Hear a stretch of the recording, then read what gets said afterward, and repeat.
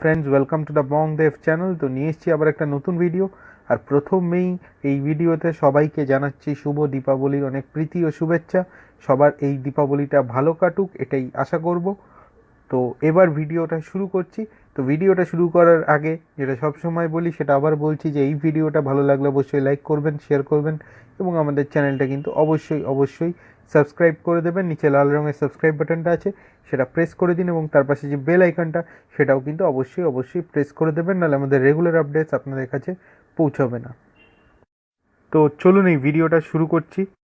তো এই আইএসএলে মানে আইএসএল 2020-2021 সিজনে কিন্তু আইএসএলে এফএসডিএল একটা নতুন নিয়ম এনেছে যে প্রত্যেকটা টিমকে কিন্তু প্রত্যেকটা ম্যাচে 18 জনের স্কোয়াডে, মানে ম্যাচের যে 18 জনের স্কোয়াড হবে, তো সেই 18 জনের স্কোয়াডে কিন্তু অন্তত 2জন ইউথ ডেভেলপমেন্টাল প্লেয়ার রাখতে হবে, যাদের জন্ম তারিখ কিন্তু 1 জানুয়ারি 2000 সালের পরে হবে। তো ইউথ ডেভেলপমেন্টাল প্লেয়ার আমরা গত আইএসএলেও দেখেছি, এই আইএসএলে কিন্তু আরও বড় ভূমিকা থাকবে ইউথ ডেভেলপমেন্টাল প্লেয়ারদের ক্ষেত্রে, কারণ 18 জনের মধ্যে কিন্তু 2জন অন্তত ইউথ ডেভেলপমেন্টাল প্লেয়ার রাখতে হবে। তো সেই জন্য এই এপিসোডে আমরা মূলত আলোচনা করব কিন্তু ইউথ ডেভেলপমেন্টাল প্লেয়ার নিয়ে, এবং এই আইএসএলের সব থেকে বেস্ট ইউথ ডেভেলপমেন্টাল প্লেয়ার কারা, বা কারা কিন্তু এই আইএসএলের দলের ভরসা হয়ে উঠতে পারেন, কোন ইউথ ডেভেলপমেন্টাল প্লেয়াররা, সেগুলো নিয়ে কিন্তু আজকে আলোচনাটা করব। আজকে মূলত ভবিষ্যতের যারা তারকা তাদের নিয়ে কিন্তু আলোচনাটা হবে।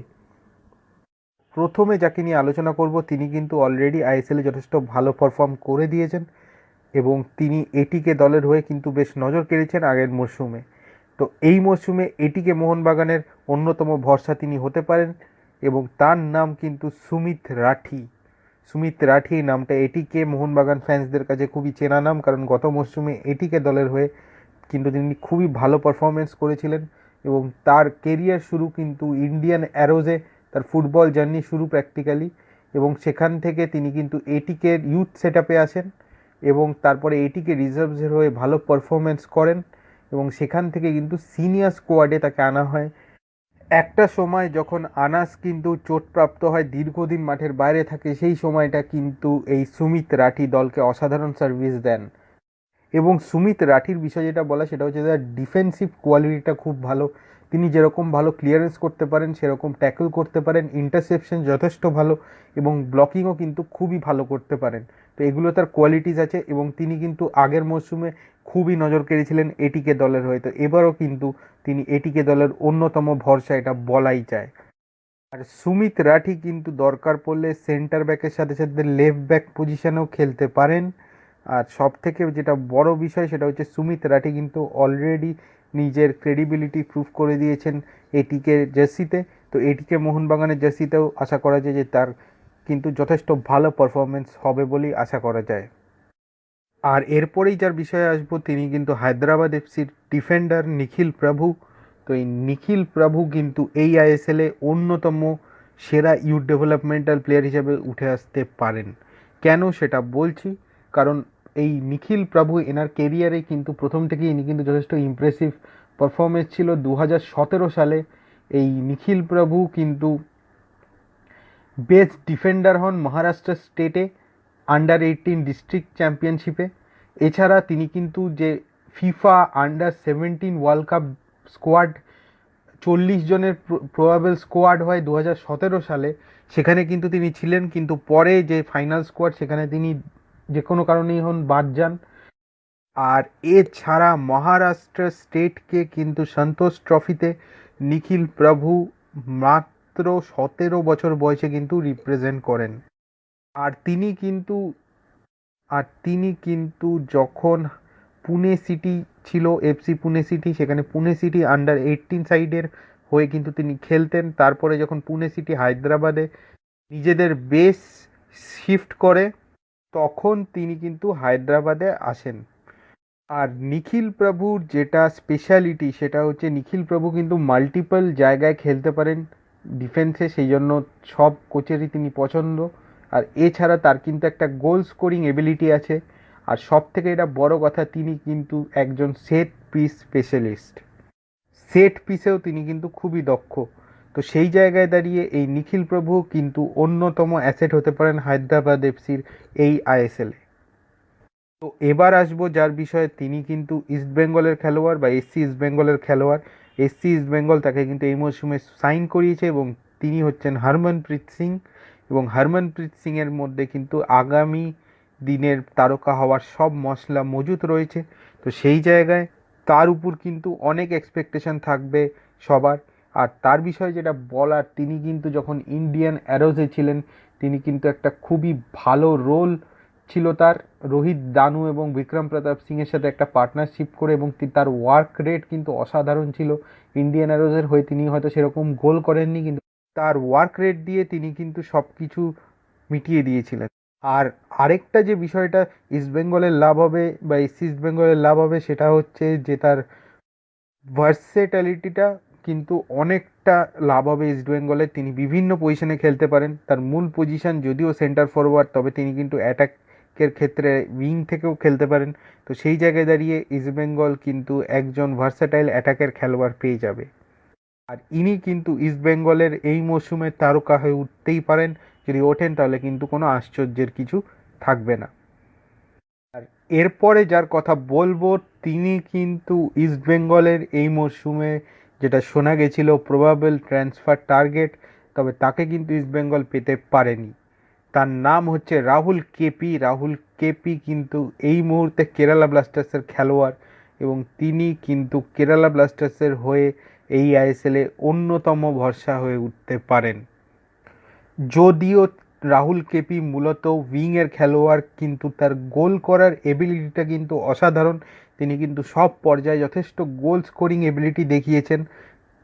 ফিফা আন্ডার-17 ওয়ার্ল্ড কাপ স্কোয়াডে ছিলেন।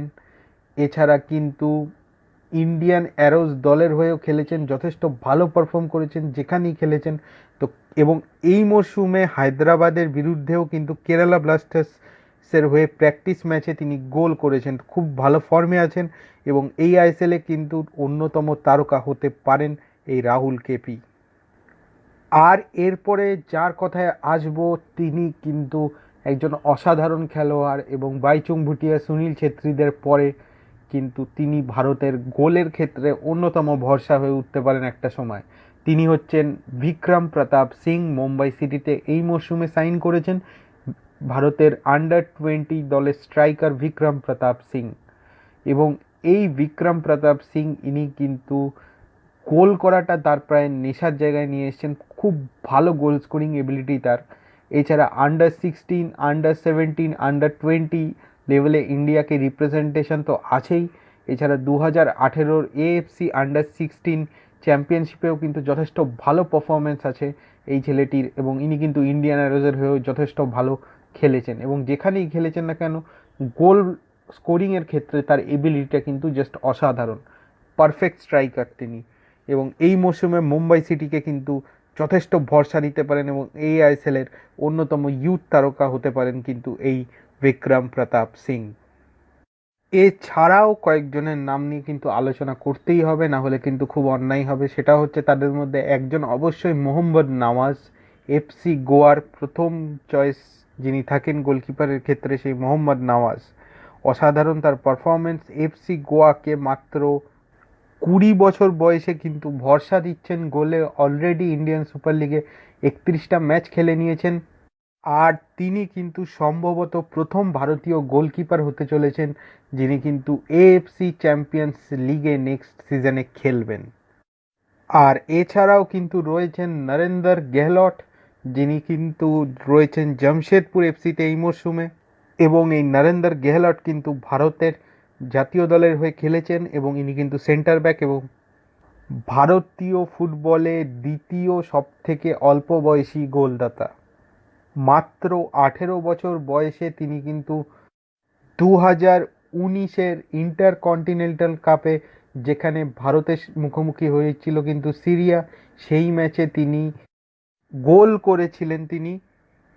এবং এই মরশুমে জামশেদপুরের ডিফেন্সেও কিন্তু অন্যতম ভরসা হয়ে উঠতে পারেন এই নরেন্দর গেহলট। আর জামশেদপুরের মাঝমাঠে কিন্তু ভরসা দিতে পারেন অমরজিৎ সিং কিয়াম। এই ছেলেটি কিন্তু মাঝমাঠের অন্যতম ভরসা হয়ে উঠতে পারেন জামশেদপুর এফসির হয়ে। ইউথ ডেভেলপমেন্টাল প্লেয়ার হিসাবে। এছাড়া নজর কিন্তু থাকবে হায়দ্রাবাদ এফসির সেন্টার ফরওয়ার্ড রোহিত দানুর দিকেও। এই রোহিত দানু কিন্তু অলরেডি প্র্যাকটিস ম্যাচে হায়দ্রাবাদের হয়ে গোল করে দিয়েছেন এবং তার গোল স্কোরিং এবিলিটি কিন্তু তিনি ইন্ডিয়ান অ্যারোজের হয়েও দেখিয়েছিলেন আই লিগে। তো সেই জায়গায় দাঁড়িয়ে এই রোহিত দানু কিন্তু অন্যতম ভরসা হয়ে উঠতে পারেন হায়দ্রাবাদ এফসির। আর এরপরেই আসতে হবে কিন্তু সুরেশ সিং ওয়াংঝাম, বেঙ্গালুরু এফসি সুরেশ সিং ওয়াংঝাম, সেই সুরেশ সিং ওয়াংঝামের কথায়।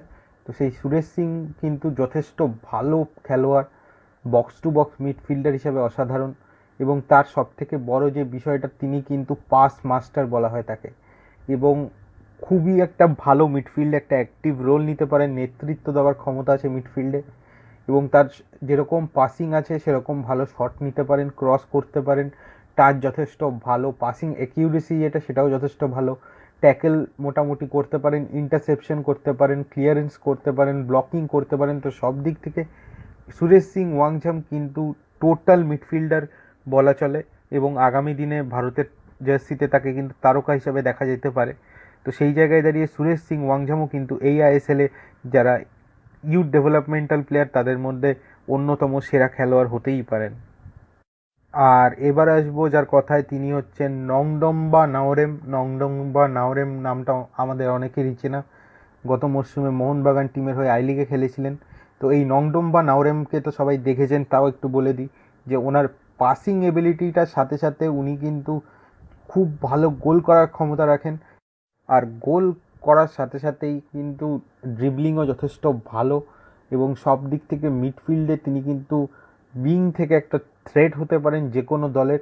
এবং কেরালা ব্লাস্টার্সে কিবু ভিকুনা তাকে কিন্তু খুব ভালো জানেন, গোটা মরশুম কিন্তু মোহনবাগানে ছিলেন তিনি। তো সেই জায়গায় দাঁড়িয়ে কিবু ভিকুনা কিন্তু তাকে খুব ভালো করে চেনেন। তো সেই জায়গায় কিবু ভিকুনা কিন্তু তাকে একটা ক্রুশিয়াল ওয়েপন হিসাবে অ্যাটাকে ইউজ করতে পারেন, এবং তিনি কিন্তু প্রত্যেকটা দলের কাছে থ্রেট হতে পারেন। তো এটাই বলার ছিল কেরালা ব্লাস্টার্সের নংডম্বা নাওরেমের বিষয়। এরপরে চলে আসবো ওড়িশা এফসির শুভম সারেঙ্গির বিষয়। তো শুভম সারেঙ্গির বিষয়ে যেটা বলবো সেটা হচ্ছে যে শুভম সারেঙ্গি কিন্তু রাইট ব্যাক পজিশনে খেলেন, এবং ভারতের অন্যতম সেরা রাইট ব্যাক আগামী দিনে হতেই পারেন তিনি। আর তার পাসিং এবিলিটি হোক, ট্যাকেল হোক, কি তার ক্লিয়ারেন্স হোক, বা ইন্টারসেপশন হোক, বা ব্লকিং হোক, সবেতেই তিনি দক্ষ, এবং আগামী দিনে তিনি কিন্তু আইএসএলের অন্যতম সেরা খেলোয়াড় হিসেবে কিন্তু উঠে আসতে পারেন।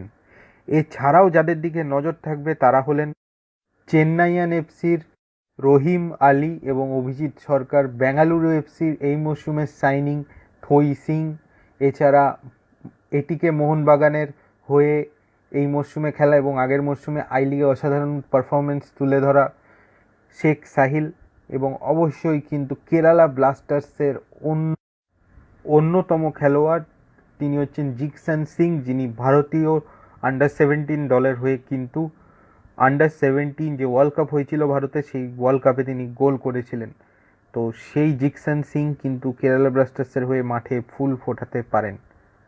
আর এছাড়াও কিন্তু দুজন নজর কাটতে পারেন, তারা দুজনেই আন্ডার-17 যে ওয়ার্ল্ড কাপ সেখানে খেলেছেন ভারতের হয়ে, ভারতের আন্ডার-17 টিমের হয়ে। তাদের মধ্যে একজন হচ্ছেন জিতেন্দ্র সিং এবং একজন হচ্ছেন অনিকেত যাদব, যারা দুজনেই কিন্তু জামশেদপুর এফসিতে আছেন। তো এই দুজনও কিন্তু যথেষ্ট নজর কাটতে পারেন জামশেদপুর এফসির জার্সিতে। তো এটাই ছিল বলার, এই ভিডিওটা এ পর্যন্তই রাখছি, আর বাড়াচ্ছি না। তো এখনকার মতো টাটা।